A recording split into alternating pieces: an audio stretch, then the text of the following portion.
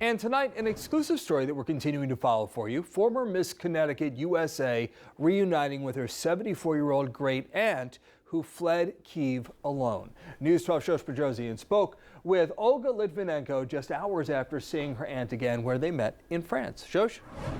Well, Eric, after a 6-day journey crossing borders without a proper bathroom, shower, and bed, Olga and her aunt are finally reunited. But as you mentioned, they're in France and not here in Connecticut. Right now, the Biden administration extended relief to some Ukrainians known as the temporary protected status, which you can see right here, which means that Ukrainians who are currently in the U.S. living or studying here, they can stay for an additional 18 months. But this only applies to Ukrainians in the United States who were here before March 1st. The former Miss Connecticut tells us this is not enough.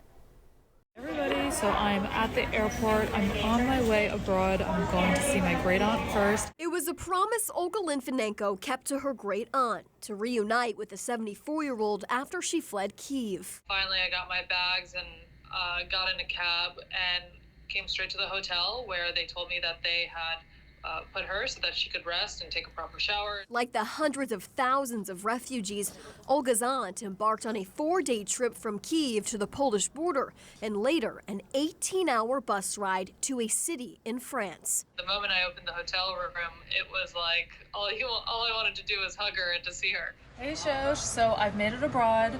My flight was great and I am reunited with my great aunt.